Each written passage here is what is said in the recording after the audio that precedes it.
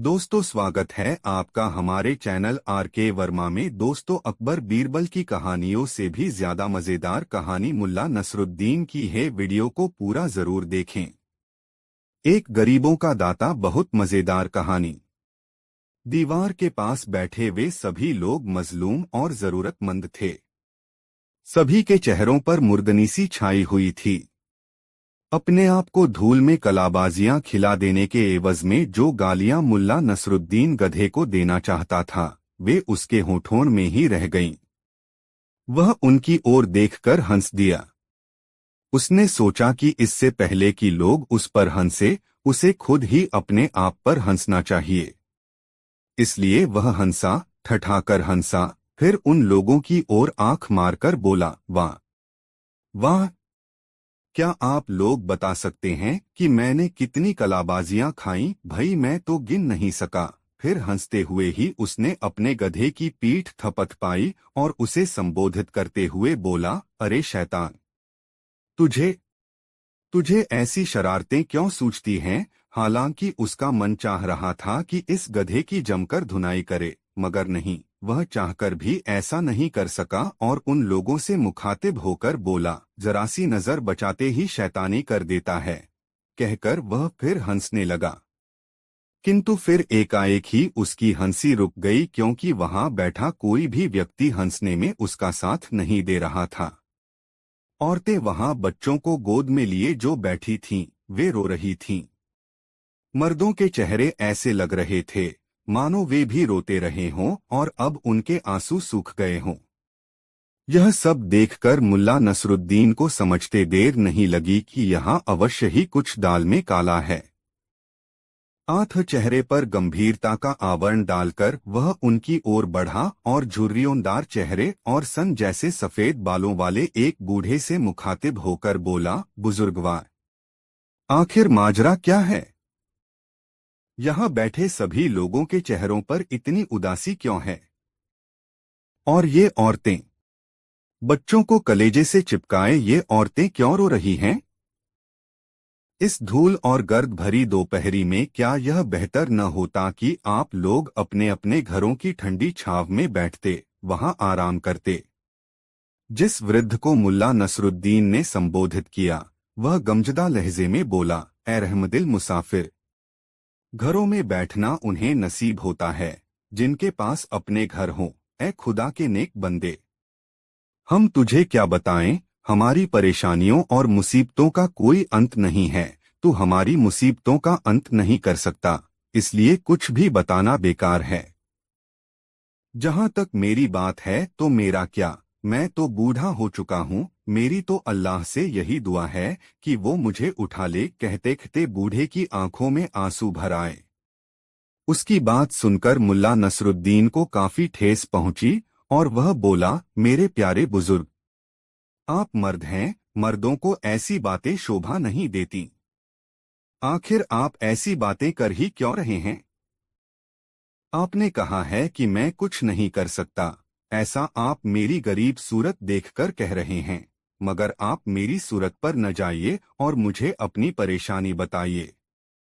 हो सकता है कि मैं आपकी कोई मदद करने के काबिल साबित हो जाऊं। यह सुनकर बूढ़े के चेहरे पर आशा के भाव दिखाई दिए। फिर साहस बटोरकर वह बोला, ए मुसाफिर, यहाँ सभी गम के मारे बैठे हैं। मैं अपनी कहता हूँ, अभी कोई घंटा भर पहले सूदखोर जाफर अमीर के 2 सिपाहियों के साथ हमारी गली में आया था। मैंने उससे कुछ कर्जा लिया हुआ था। कल अदायगी की आखिरी तारीख थी और मैं कर्ज अदा नहीं कर पाया, इसलिए उसने मुझे घर से बेघर कर दिया। बचपन से लेकर अब तक की अपनी उम्र मैंने इसी मकान में गुजारी थी। अब मेरा कोई घर परिवार या ठिकाना नहीं है जहां जाकर मैं सिर छिपा सकूं। वह जल्दी ही अपनी रकम वसूलने के लिए मेरी जायदाद, पशु आदि बेच देगा। यहाँ बैठा मैं इसी बात का मातम मना रहा हूँ। कहते कहते उसका गला रुंध गया, आवाज भर्रा गई और आंखों से आंसू निकलने लगे। मुल्ला नसरुद्दीन ने गंभीरता से उसकी बात सुनी। कुछ क्षणों तक वह सोचता रहा, फिर बोला, लगता है तुम पर काफी कर्ज है। ए नेक इंसान, मैं सिर से पांव तक कर्ज में डूबा हूँ। मुझ पर 250 तंकों का कर्ज है। मुल्ला नसरुद्दीन तुरंत अपने गधे की ओर पलटा और गधे की जीन से थैला खोलते हुए बोला, 250 तंकों की मामूली रकम के लिए भी भला कोई रोता है। आप चिंता न करें बुजुर्गवार, यह लीजिए 250 तंके और फौरन उस सूदखोर का कर्जा चुकाइए और उसे लात मारकर अपने घर से निकाल दीजिए। फिर बाकी का जीवन अल्लाह का नाम लेकर मजे से गुजारिए। सिक्कों की खनखनाहट सुनकर वहां मौजूद सभी के चेहरों पर नया जीवन सा दिखाई देने लगा। ऐसा लगा जैसे उन्हें कोई जीवनदायी औषधि मिल गई हो। उधर बूढ़ा हैरान और परेशान था। अचंभे से उसकी आंखें फैली हुई थीं। 500 तंके ए रहमदिल फरिश्ते, मुझे सूदखोर के 500 तंके देने हैं। ए दोस्त, इस मुसीबत में भी तुम्हें दूसरों का ध्यान है। इससे जाहिर है कि तुम एक नेकदिल और सज्जन इंसान हो। मगर मैं भी अल्लाह का नाम लेकर सवाब की राह पर निकला हूँ। ए दोस्त, मैं तुम्हें और तुम्हारे बच्चों को कल गुलामों के बाजार में नहीं बिकने दूंगा। अल्लाह का यही हुक्म है कि मैं तुम्हारी मदद करूं। फैलाओ झोली और उसकी रहमत कबूल करो। और फिर मुल्ला नसरुद्दीन ने अपने थैले का अंतिम सिक्का तक उसकी झोली में डाल दिया। उस व्यक्ति की आंखों में खुशी के आंसू उमड़ आए। फिर उठकर उसने उसे गले से लगा लिया। वातावरण का सारा तनाव जैसे हवा में मिलकर उड़न छू हो गया हो। सभी के चेहरों पर खुशी की चमक दिखाई देने लगी। तभी वह संतराश बोला, आप तो बड़े मजे से अपने गधे से उछले और मुल्ला नसरुद्दीन के गधे से गिरने के क्षण को याद करके सभी हंस पड़े। बच्चे भी मुस्कराने लगे। मुल्ला नसरुद्दीन भी जोर से हंस पड़ा। हंसते हंसते वह बोला, अरे भाई, आप लोग इस गधे को नहीं जानते कि यह किस किस्म का शैतान है। यह एक नंबर का पाजी है। तभी बीमार बच्चे वाली औरत बोली, नहीं नहीं, इस गधे के विषय में ऐसा न कहिए। यह इस संसार का सबसे नेक और अक्लमंद गधा है। इस जैसा गधा इस दुनिया में न हुआ है और न होगा। मैं तो चाहती हूं कि तमाम उम्र इस गधे की सेवा करती रहूं। इसे खाने के लिए सबसे अच्छा अनाज दूं। इसका खुरैरा करूं, कंघी से इसकी पूंछ संवारूं। रहम दिल मुसाफिर, इसमें गुलाब की तरह मलाइयां ही मलाइयां भरी पड़ी हैं।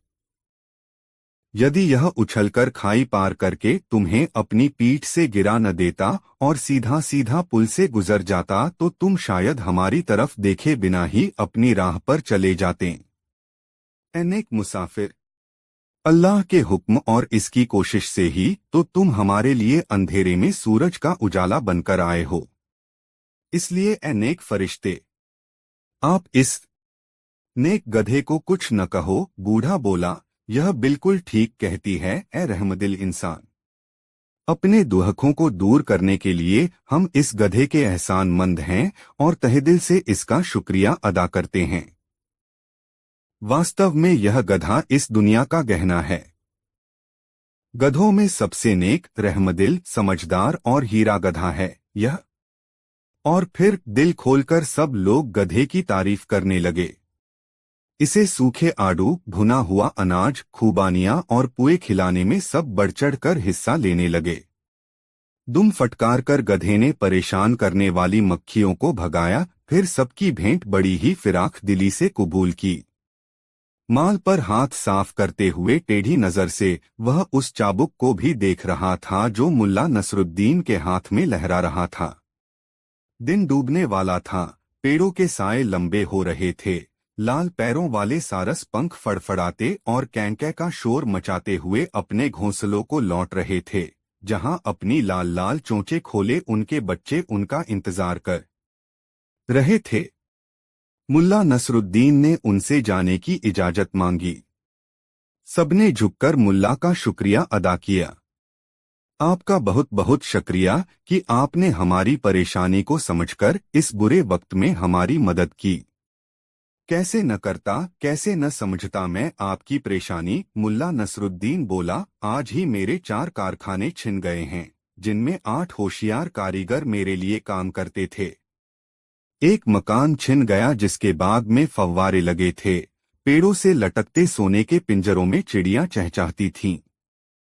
कैसे न समझता मैं आपकी परेशानी, कैसे न करता आपकी मदद।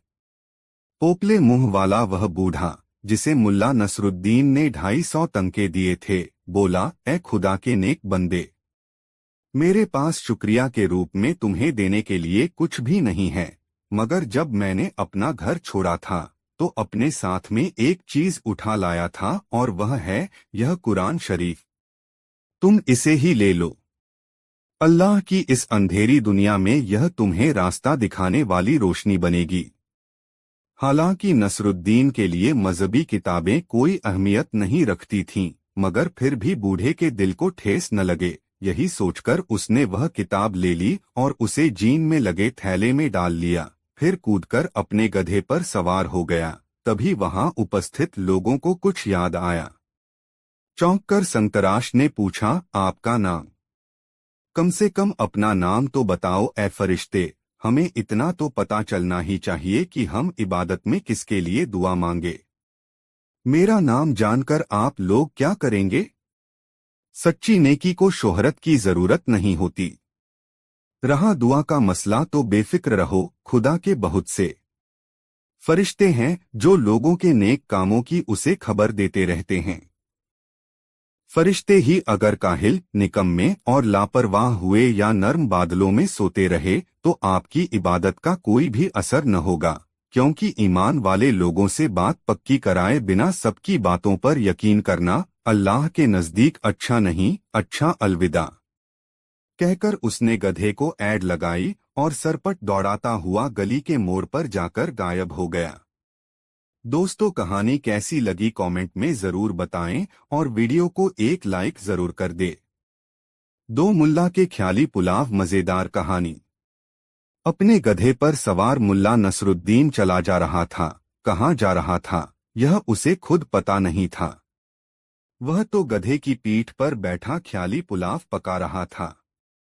मैं 4 दुकानें खरीदूंगा, एक कुम्हार की, एक जीनसाज की, एक दर्जी की और एक मोची की। हर दुकान में 2 कारीगर रखूंगा, बस।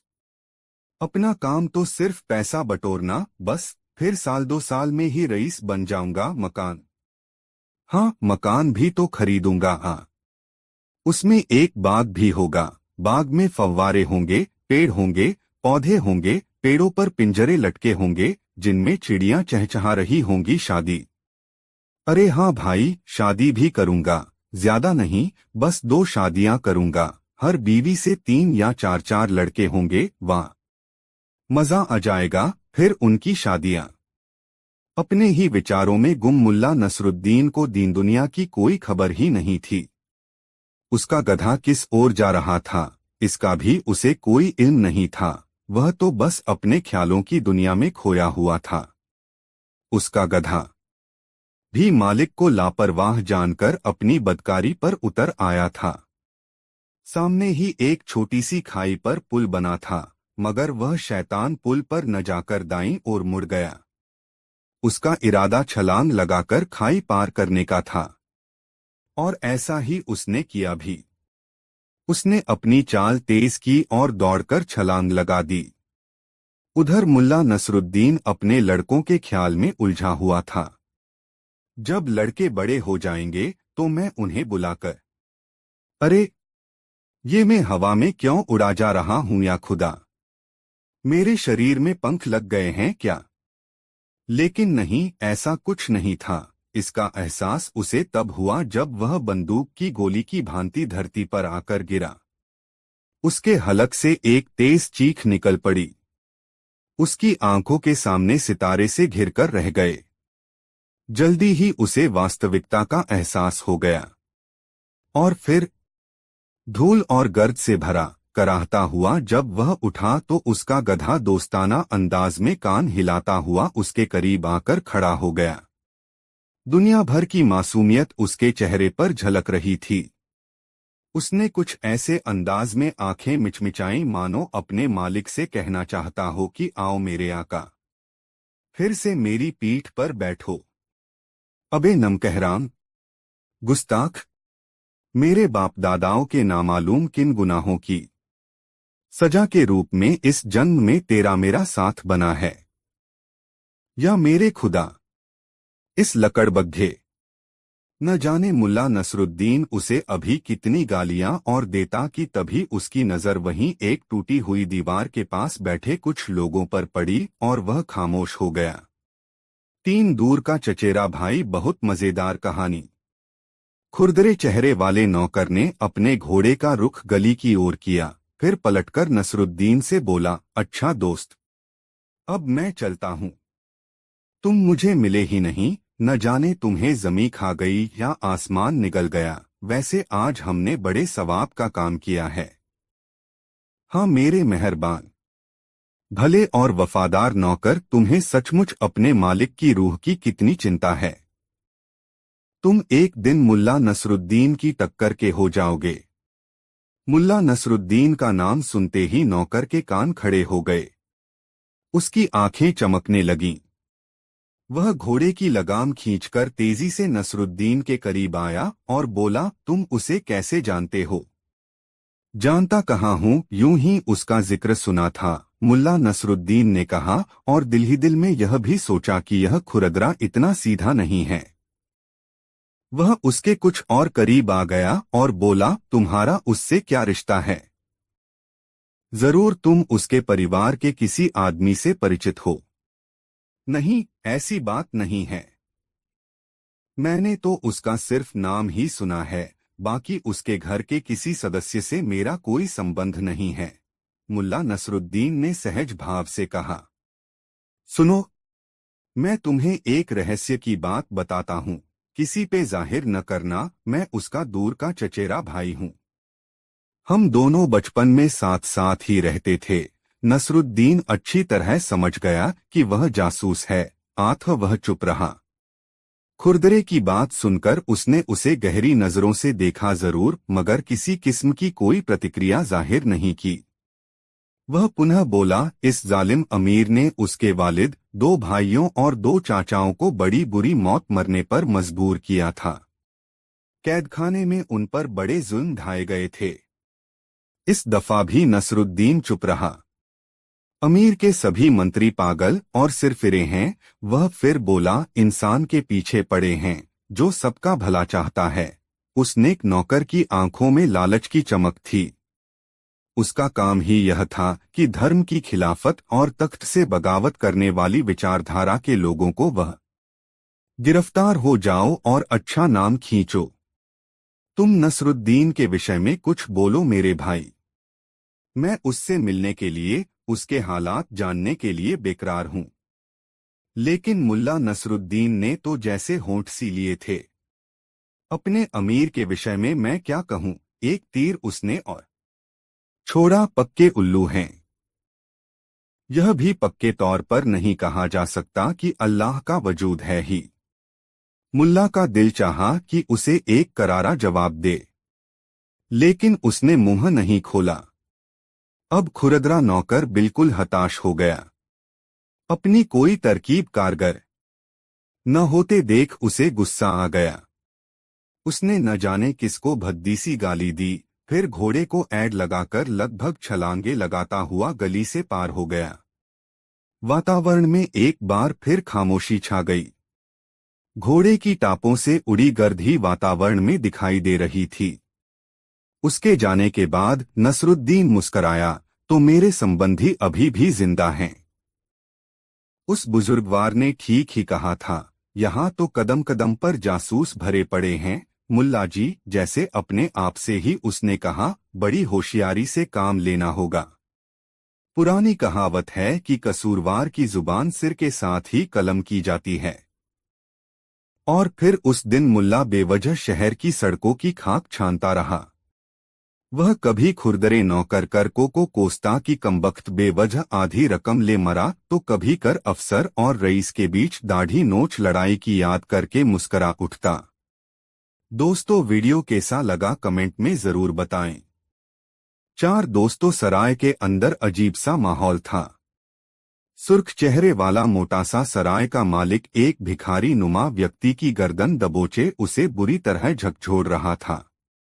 भिखारी बेचारा डरासमा आंखों में खौफ लिए उससे अपनी गर्दन छुड़ाने का असफल प्रयास कर रहा था, लेकिन किसी भी सूरत में कामयाब नहीं हो पा रहा था। कुछ लोग इर्द-गिर्द खड़े तमाशा देख रहे थे। यह देखकर मुल्ला नसरुद्दीन भला कहाँ शांत रहने वाला था। वह आगे बढ़ा और सराय मालिक से मुखातिब होकर बोला, ना क्यों भई, क्या माजरा है? क्यों इस गरीब की चटनी चटनी बनाने पर तुले हो? छोड़ो छोड़ो इसे और पहले बताओ कि क्या किस्सा है। सुरखरू चेहरे वाले ने उसे झटककर इस प्रकार छोड़ा कि वह गिरते गिरते बचा। फिर बोला, यह भिखमंगा आवारा इंसान, अल्लाह करे इसकी नाक सड़ जाए, इसकी आंतों में कीड़े पड़ जाएं। यह तो सब खुदा की मर्जी पर है कि यह होगा या नहीं, मगर आगे का किस्सा तो बयान करो। मुल्ला नसरुद्दीन ने उसे डांटा। यह जलील उस वक्त मेरी दुकान में आया जब मैं सींग कबाब भून रहा था। इस उठाईगीर ने अपने कपड़ों में से एक रोटी निकाली और मेरी अंगीठी पर तब तक सेंकता रहा जब तक कि मेरे सींग कबाब की खुशबू इसकी रोटी में रचबस न गई। जब इसकी रोटी पूरी लज्जतदार हो गई तो इसने मजे से उसे खा लिया और जाने लगा। जब मैंने इससे रोटी सेकने की कीमत मांगी तो पूछिए इन सब से, यह कीमत देने से साफ मुकर गया। अब आप बताइए, मेरे सींग कबाब की खुशबू क्या हराम की थी जो यह रोटी में लपेटकर निगल गया। मुल्ला नसरुद्दीन की समझ में सारी बात आ गई। उसे समझते देर न लगी कि ये सुरखरू चेहरे वाला पक्का हरामी है। मन ही मन उसने सोच लिया कि इसे सबक सिखाना ही होगा। उसने उस गरीब से मुखातिब होकर पूछा, क्यों जी, क्या यह बात सच है? डर और परेशानी के मारे उसके मुंह से कोई बोल न फूटा। वह सहमा हुआ सा खड़ा एकटक उसका चेहरा देखने लगा। उसकी आंखों में ऐसे भाव थे जैसे जिबा होने से पहले बकरे की आंखों में दिखाई देते हैं। क्या तुम्हें इतना भी इल्म नहीं कि बिना कीमत चुकाए किसी की कोई भी चीज लेना गुनाह है? मुल्ला नसरुद्दीन की यह बात सुनकर सुरखरू सराय मालिक का चेहरा खिल उठा। भिखारी को संबोधित करके वह बोला, इस काबिल और इज्जतदार नेक बंदे की बात पर ध्यान दे शैतान। कुछ सुनाया नहीं तूने? मुल्ला नसरुद्दीन ने भिखारीनुमा व्यक्ति से पूछा, क्या तुम्हारे पास पैसे हैं? भिखारीनुमा व्यक्ति ने अपने लिबास में हाथ डालकर कुछ सिक्के निकालकर मुल्ला नसरुद्दीन के हाथ पर रख दिए। सराय मालिक ने अपना आधा फुट चौड़ा चर्बीदार पंजा नसरुद्दीन के आगे फैला दिया। ठहरो ठहरो, जरा तसल्ली रखो। मुल्ला नसरुद्दीन ने उसका हाथ पीछे हटा दिया और कहा, पहले जरा अपना कान मेरे करीब लाओ। सुरखरू सराय मालिक ने अपना दायां कान मुल्ला नसरुद्दीन के आगे कर दिया। मुल्ला नसरुद्दीन उसके कान के पास मुट्ठी करके सिक्के खनखनाने लगा। कैसी है इनकी खनखनाहट? बहुत खूब, बढ़िया, मजा आ गया।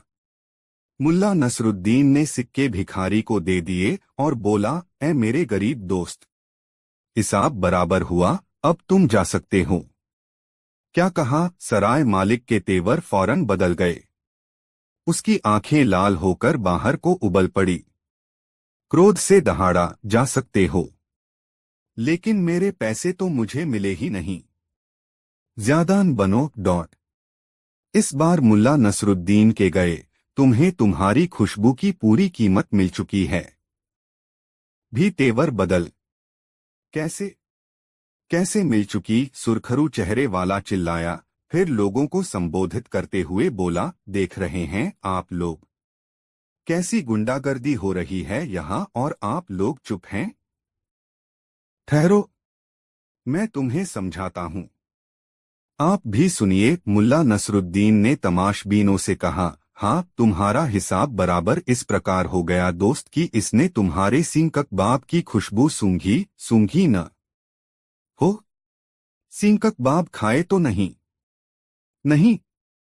बदले में तुमने इसके सिक्कों की खनखनाहट सुन ली और यह भी कहा कि मजा आ गया। कहा था कि नहीं? कहा था।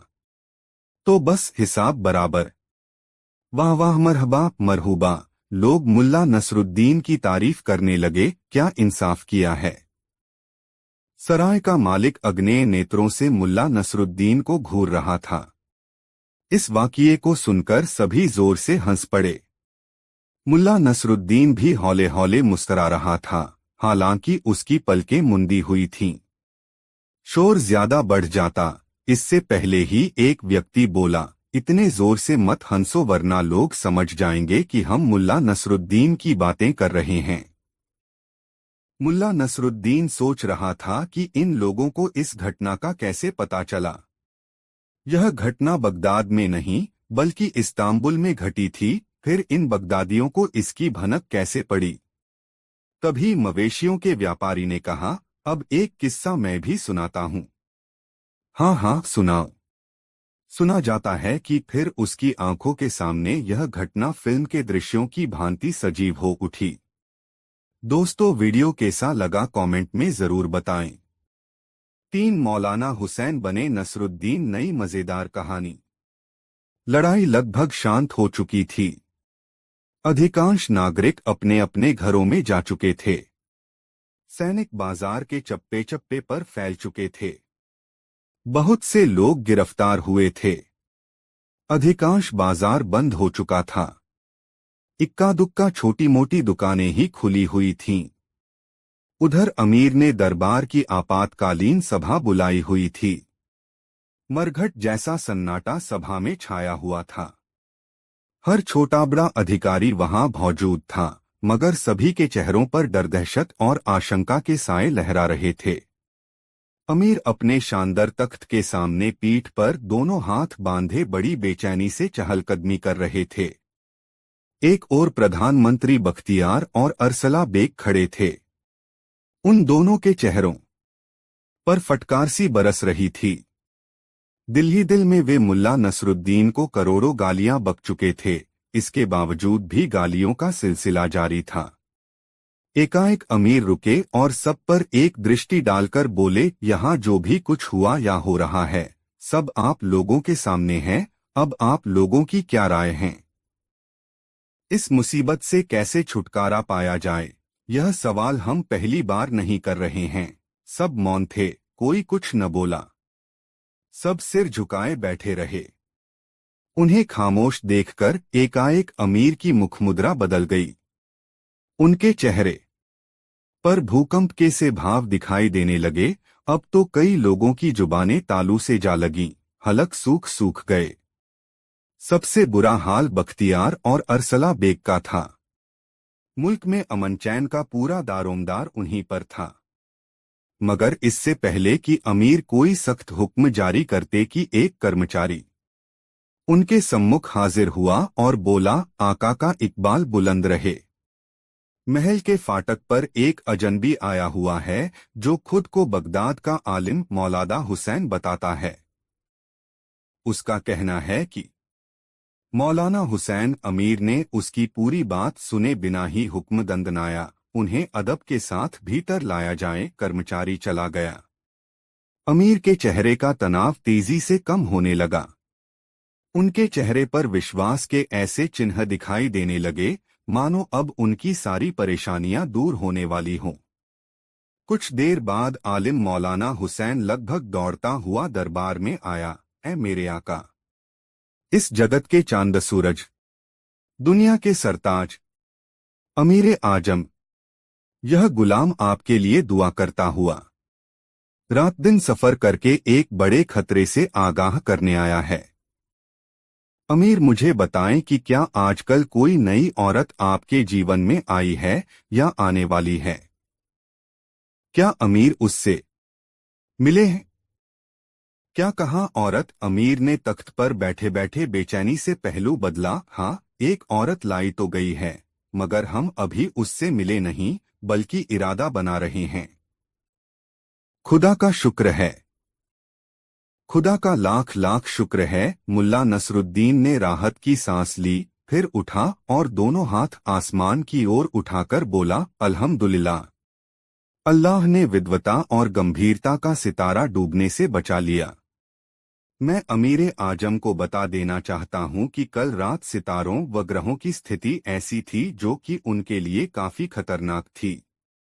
इस नाचीज गुलाम ने, जो कि अमीर के कदमों की धूल चूमने के काबिल भी नहीं, सितारों की चाल देखकर यह पता लगाया है कि जब तक सितारे शुभ घरों में दाखिल न हो जाएं, तब तक अमीर को किसी भी औरत के संपर्क में नहीं आना चाहिए। साथ ही यह भी सच है कि यदि आप ज्योतिष शास्त्र की चेतावनी का अपमान करते हैं तो आपकी बर्बादी सुनिश्चित है। यह तो अल्लाह का शुक्र है कि मैं सही समय पर पहुंचकर आपको सावधान कर सका। अमीर ने बीच में ही उसे टोका, तुम कहना क्या चाहते हो मौलाना हुसैन? मुल्ला नसरुद्दीन भी अपनी किस्म के एक ही शख्स थे। पूरे आत्मविश्वास से वह बोलते चले गए, मेरे आका, मुझे इस बात की बड़ी खुशी है कि मैं ठीक समय आपको सचेत करने आ पहुंचा हूं। मैं आज के दिन अमीर को किसी औरत को छूने से रोक सका, मेरे आका। मैंने सारी प्रजा को गमगीन होने से बचा लिया। मुल्ला नसरुद्दीन प्रसन्नता और आत्मविश्वास का ऐसा प्रदर्शन कर रहा था कि अमीर को उसकी बात पर विश्वास करना ही पड़ा। जब मुझे अमीर आजम का हुक्म मिला कि मैं उन्हें अशुभ ग्रह नक्षत्रों के अनिष्टकारी प्रभाव के विषय में सचेत करूं, तो मुझे बड़ी खुशी हुई और मैं जरूरी तैयारियां करके तुरंत ही बुखारा के लिए चल दिया। मैंने चलने से कई दिन पहले अमीर की जन्मपत्री तैयार की और उसी समय से अमीर की खिदमत में जुट गया। कल जैसे ही मैंने खगोल नक्षत्रों की जांच की तो पता चला कि वे अमीर के लिए अशुभ व अनिष्टकारी राशि में हैं। सितारा अलशुला, जो डंक की अलामत है, सितारा अलकल्ब, जो दिल का सूचक है, के मुकाबले गर्दिश में है। आगे मैंने 3 सितारे अनलगफ, जो कि औरत के नकाब की अलामत हैं, 2 सितारे अलिकलील, जो कि ताज की अलामत हैं, तथा 2 सितारे अशरतान, जो सींग की अलामत हैं, देखे। मुल्ला नसरुद्दीन एक पल के लिए रुका, फिर कई गहरी सांसें लीं और दरबार का जायजा लिया। सभी दम साधे उसकी बकवास सुन रहे थे। वह धारा प्रवाह इस प्रकार बोले जा रहा था मानो बहुत बड़ा आलिम हो। मैंने मंगल को देखा, जो मंगल ग्रह का दिन है, तथा यह दिन शुक्रवार के खिलाफ बड़े लोगों व अजीम शख्सियतों की मौत का सूचक है। अमीरों के लिए बड़ी ही बदशगुनी का प्रतीक है। यह सब बुर्ज और रास देखकर मैं समझ गया कि ताजपोश अमीर की मौत के डंक का खतरा बना रहेगा यदि वह किसी औरत के नकाब को छुएगा। आठ मेरे आका, मैं आपको सावधान करने की गर्ज से फौरन भागा चला आया। मैंने रात दिन दौड़ाकर 2 ऊंट मार डाले, बाद में मैं बाकी रास्ता पैदल तय करके यहाँ पहुंचा हूँ। अमीर अत्यधिक प्रभावित दिखाई देने लगे। वह बोले, मौलाना हुसैन, क्या यह सच है कि माँ दौलत पर इतना भारी खतरा मंडराया हुआ है? क्या यह बात तुम दावे से कह सकते हो? कहीं तुमसे कोई गलती तो नहीं हुई? गलती और मुझसे? तौबा तौबा हुजूरे आली। बगदाद से बुखारा तक आप एक भी शख्स ऐसा नहीं गिना सकते जो इलाज करने में या सितारों के विषय में मुझसे ज्यादा जानता हो या जो मेरी बराबरी कर सके। ए अमीर आजम, आप अपने आलिमों से मालूम कर लें कि जन्मपत्री में मैंने सितारों को ठीक ठीक बताया है या नहीं, उनके प्रभाव की खोज ठीक से की है या नहीं। अमीर ने टेढ़ी गर्दन वाले आलिम की ओर देखा। वह बामुश्किल अपने स्थान से उठा और बोला, ज्योतिष विद्या में अद्वितीय मेरे साथी मौलाना हुसैन ने सितारों को सही ही नामांकित किया है। इससे सिद्ध होता है कि इनके इल्म पर संदेह नहीं किया जा सकता। यहाँ तक तो ठीक था, मगर इससे आगे उस टेढ़ी गर्दन वाले ने जो कुछ भी कहा उसमें मुल्ला नसरुद्दीन को बदनीयती और जलन की बू आ रही थी। वह कह रहा था, विद्वता में सर्वोपरि मौलाना हुसैन साहब ने अमीर आजम को चांद की 16वीं मंजिल के विषय में तथा उन राशियों के बारे में क्यों नहीं बताया जिनमें वह मंजिल आती है, क्योंकि कैफियतों के बिना यह कहना व्यर्थ है कि मंगल का दिन अजीम शख्सियतों की मौत का दिन है। इनमें ताजपोश भी शामिल है। मंगल ग्रह की मंजिल एक राशि में है, उरुज दूसरे में, ठहराव तीसरे में तथा उतार चौथे में। इसी प्रकार मंगल ग्रह के एक नहीं 4 घर हैं, लेकिन विद्वान मौलाना हुसैन साहब ने एक ही दर्शाया है। अपनी बात कहकर आलिम खतरनाक अंदाज में मुस्कराया। दरबारी लोग आपस में कानाफूसी करने लगे। वे सोच रहे थे कि नया आलिम उलझन में फंस गया है, मगर वे क्या जानते थे कि उनके सामने आलिमों का आलिम मुल्ला नसरुद्दीन खड़ा है, जिसने जीवन में कभी हार मानना नहीं सीखा। वह बिना किसी झिझक या परेशानी के बड़े ही नम्र लहजे में बोला, मेरे विद्वान व होशियार साथी, इनके इस दूसरे क्षेत्र में भले ही आप मुझसे अव्वल जानते हों, लेकिन जहां तक सितारों का सवाल है, उनके शब्दों से साफ जाहिर है कि विद्वान इब्न बज्जा के ज्ञान से वे पूरी तरह नावाकिफ हैं।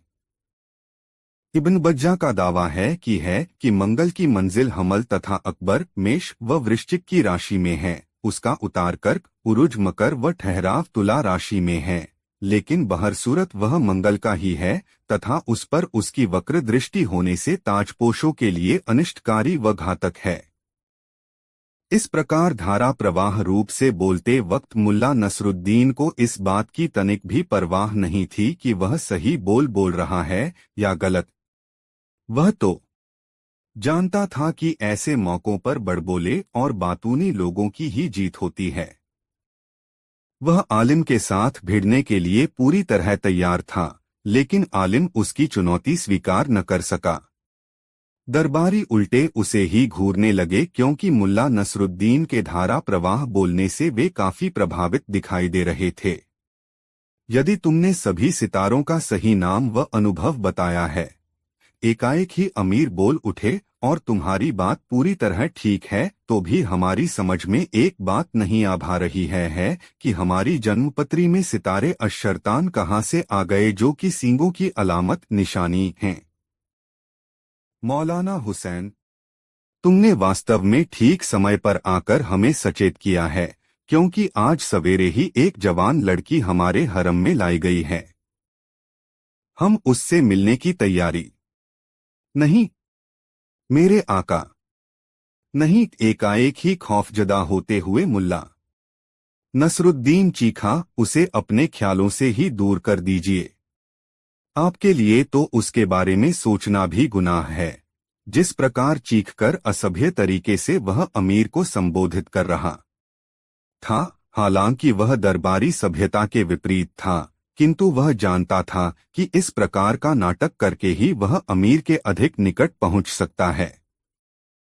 इसे अमीर के प्रति उसकी वफादारी ही माना जाएगा। इस प्रकार उसने अमीर से उस लड़की को न छूने की पूरी गर्मजोशी से आरजू मिन्नत की। वह बोला, ऐ मेरे अमीर आजम, मैं चाहता हूं कि मुझे आंसुओं का दरिया बहाना न पड़े और न ही गम का काला लिबास पहनना पड़े। मौलाना हुसैन के इस परामर्श से और परामर्श देने के ढंग से अमीर अत्यधिक प्रभावित दिखाई देने लगे। वह बोले, मौलाना हुसैन, घबराओ मत, तसल्ली रखो, हम अपनी रियाया के दुश्मन नहीं हैं जो हम उसे आंसू बहाने पर मजबूर करें। हम तुम्हें विश्वास दिलाते हैं कि हम अपने जीवन की पूरी हिफाजत करेंगे, क्योंकि हमारा जीवन हमारी रियाया की अमानत है। मेरा विश्वास करो कि तुम्हारी सलाह के बिना हम उसका तो क्या, किसी भी औरत का मुंह नहीं देखेंगे। फिर उन्होंने हुक्का गुड़गुड़ाया। उसके बाद हुक्के की नली आलिम की ओर बढ़ा दी। नए आलिम ने सिर झुकाकर तहेदिल से अमीर की इस मेहरबानी को कबूल किया। यह देखकर सभी दरबारी ईर्ष्या से जल उठे। प्रधानमंत्री बख्तियार और सेनापति अरसला बेग तो ऐसा महसूस कर रहे थे जैसे उन्हें भरे दरबार में नंगा कर दिया गया हो। तभी अमीर ने ऐलान किया, माबदौलत नए आलिम मौलाना हसैन को अपने राज्य का विद्वान शिरोमणि मुकर्रर करने की मेहरबानी करते हैं। उनकी विद्वता तथा ज्ञान, साथ ही माबदौलत के प्रति वफादारी लोगों के लिए मिसाल है। अमीर बोलते जा रहे थे और दरबार के मुहर्रिर तेजी से रजिस्टरों पर अपनी कलम चला रहे थे। फिर अमीर ने सभी दरबारियों को संबोधित किया, जहां तक तुम लोगों का सवाल है, माबदौलत अपनी सख्त नाराजगी जाहिर करते हैं। इसका सबसे बड़ा कारण यह है कि मुल्ला नसरुद्दीन द्वारा फैलाए गए खतरों के अतिरिक्त भी माबदौलत के सिर पर मौत का खतरा मंडरा रहा था, जिसकी तरफ तुम में से किसी ने भी उंगली उठाई। मौलाना ना हुसैन, जरा इन न मुखों के इन मुखा चेहरे तो देखो, बिल्कुल गधे नजर आते हैं। वास्तव में पूरी दुनिया में किसी भी बादशाह ने ऐसे लापरवाह मंत्री न रखे होंगे। मौका अच्छा था, मुल्ला नसरुद्दीन ने फौरन आग में घी डाला। आप बिल्कुल ठीक कहते हैं आलमपना। मैं तो यह भी कहना चाहता हूं कि इन मुखों के चेहरों पर नेकी और ईमानदारी की झलक भी दिखाई नहीं देती। ये लोग चोर हैं, सबके सब चोर। अमीर ने पूरे आत्मविश्वास और क्रोध से कहा, ये दिन रात हमें लूटते रहते हैं। हमें महल की हर चीज पर नजर रखनी पड़ती है। बादशाह होकर हमें खुद अपनी छोटी छोटी वस्तुओं की हिफाजत करनी पड़ती है। ये लोग अक्सर हमारी कोई न कोई वस्तु गुम कर देते हैं। आज सुबह ही हम अपना रूमाल बाग में भूल आए। मौलाना हुसैन, हमें बताते हुए बड़ी शर्म आ रही है कि आधा घंटा भी नहीं लगा इन्हें वह रूमाल गायब करने में। तुम तो समझ ही गए होगे न मौलाना कि आखिर यह गंदी और गिरी हुई हरकत किसने की होगी। अमीर बोल रहे थे और मुल्ला नसरुद्दीन की पैनी नजरें दरबारियों पर थिरक रही थीं। रूमाल का जिक्र आते ही उसने टेढ़ी गर्दन वाले आलिम को नजरें चुराते देखा। फिर उसने बड़ी सफाई से अपने लिबास की दाहिनी जेब दबाई। मुल्ला नसरुद्दीन की पारखी नजरों से उसकी यह हरकत छुप न सकी।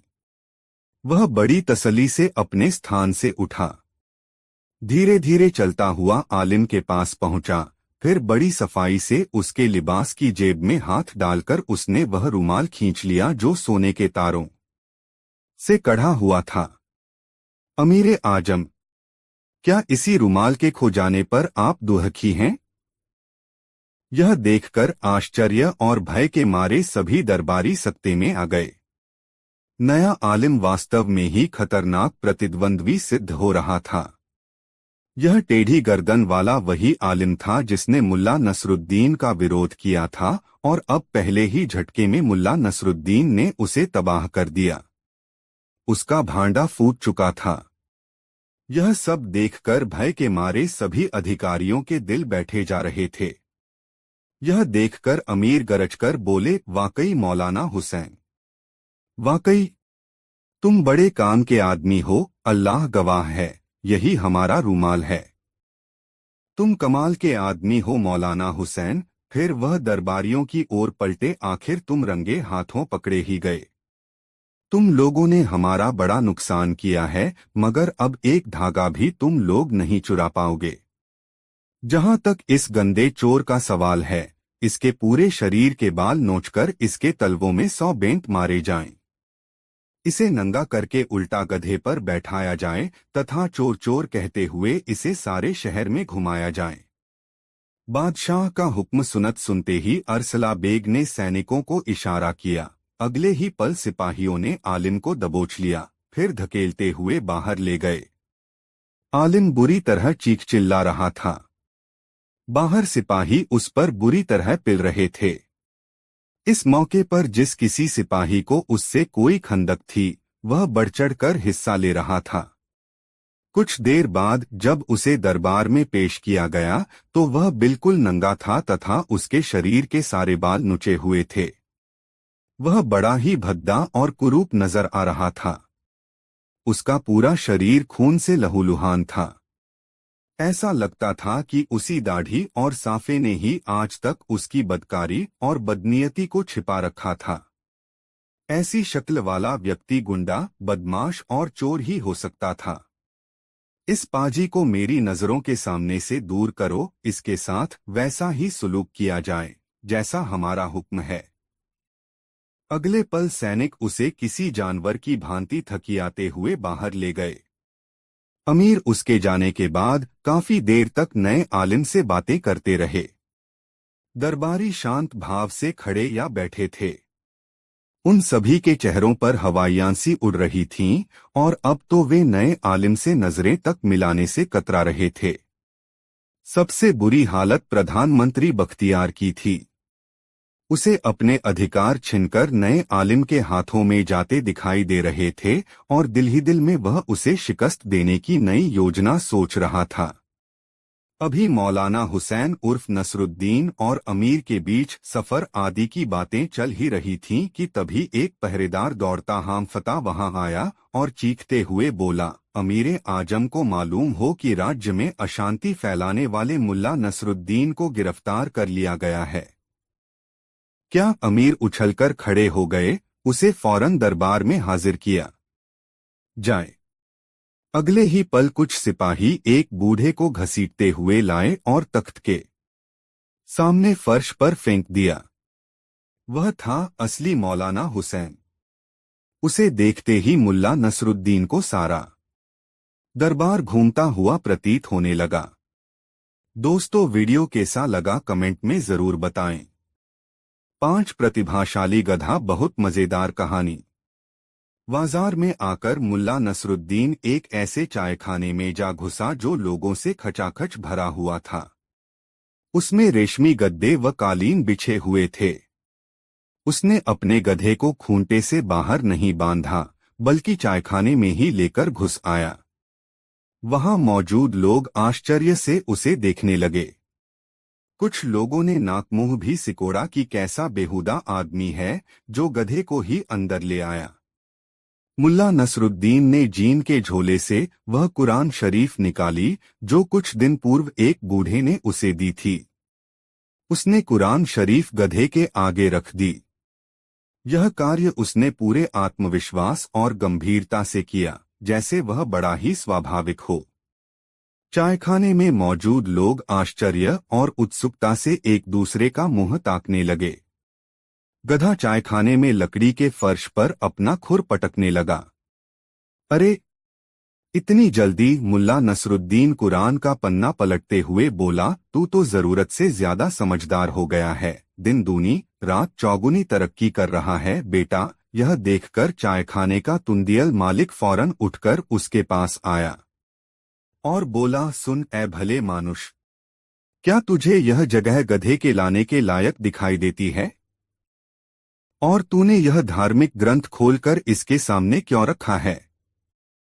मेरे दोस्त, मैं इस गधे को धर्म ज्ञान सिखा रहा हूँ। मुल्ला नसरुद्दीन ने बड़े ही आत्मविश्वास से कहा, हमारा कुरान शरीफ का सबक पूरा होने वाला है।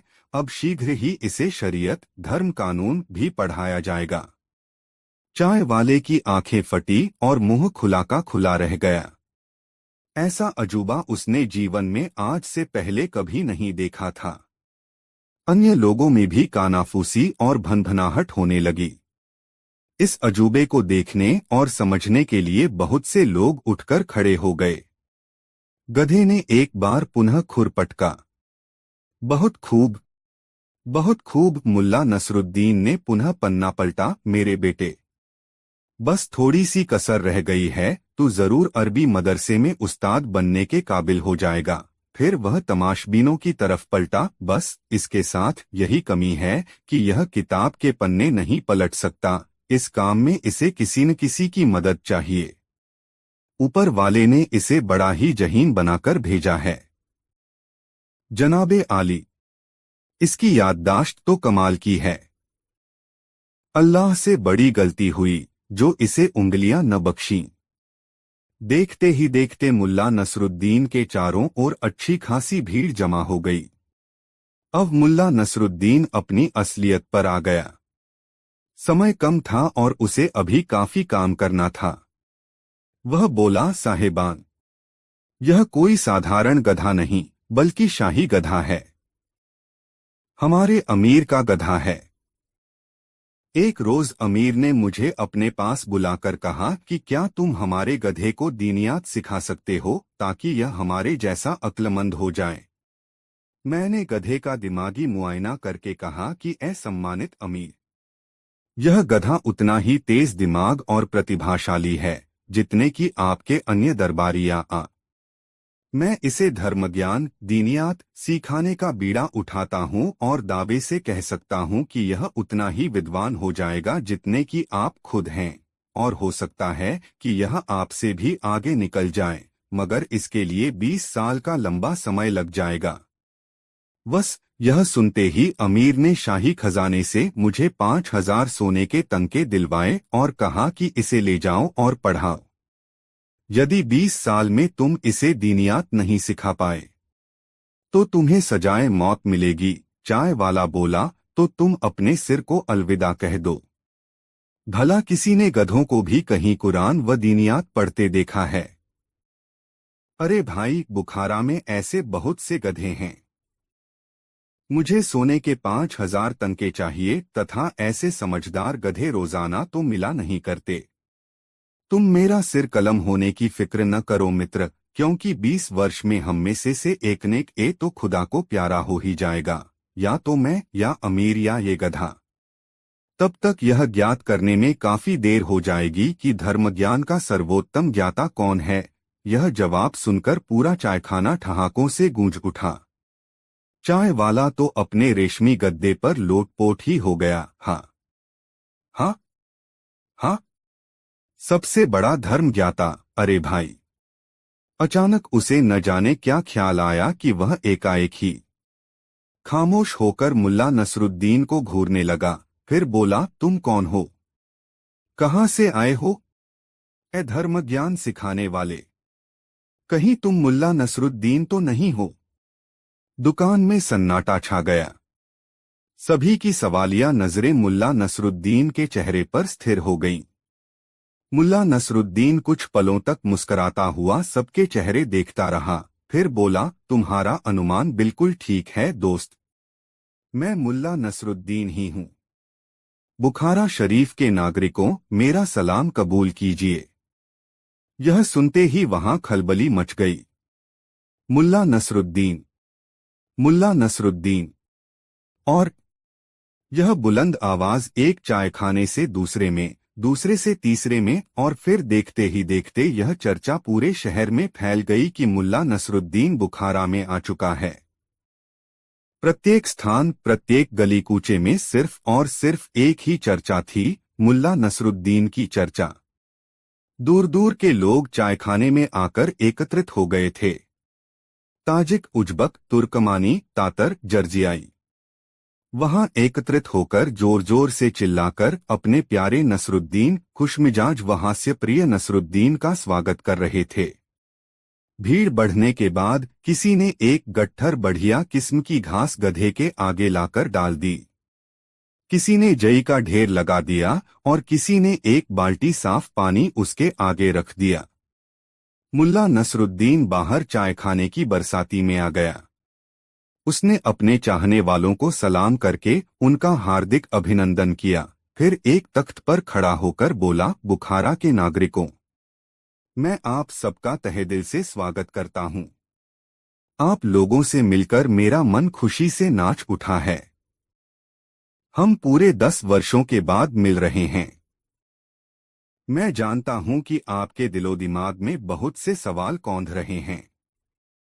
ऐ मेरे प्यारे देशवासियों, मैं आपके सवालों के जवाब गीत गा कर देना चाहता हूं, कहकर उसने पास ही रखा मिट्टी का एक घड़ा उठा लिया, उसका पानी फेंककर खाली किया और उसे बजा बजाकर गीत गाने लगा।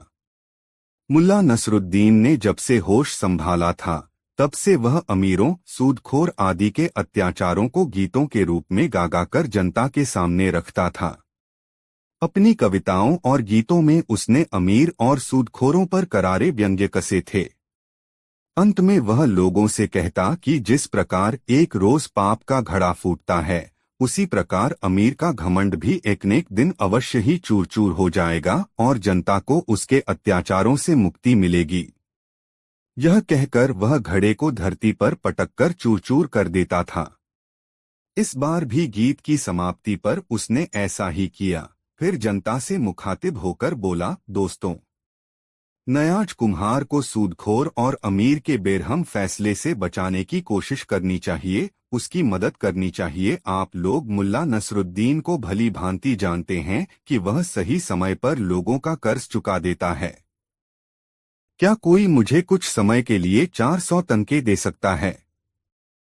यह सुनकर एक भिश्ती तेजी से आगे बढ़ा और बोला, भाई मुल्ला नसरुद्दीन, हम गरीबों के पास भला इतना धन कहाँ है? हमारा सारा धन तो भारी भारी कर चुकाने में ही चला जाता है, लेकिन मेरा यह नया पटका आप ले लो, शायद इससे कुछ मिल जाए। यह कहकर उसने अपना नया पटका मुल्ला नसरुद्दीन के कदमों में डाल दिया।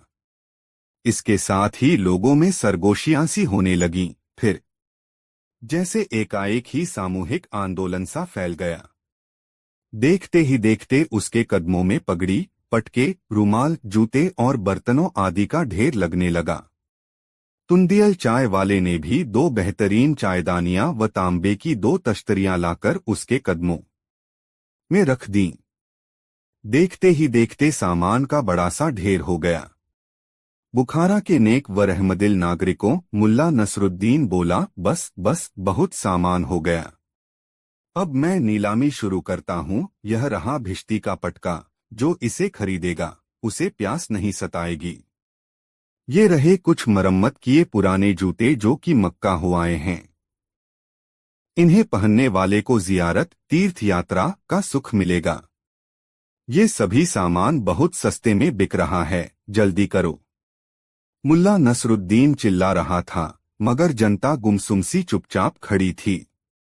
अमीर और सूदखोर के अत्याचारों से दुहकी जनता की जेब खाली थी।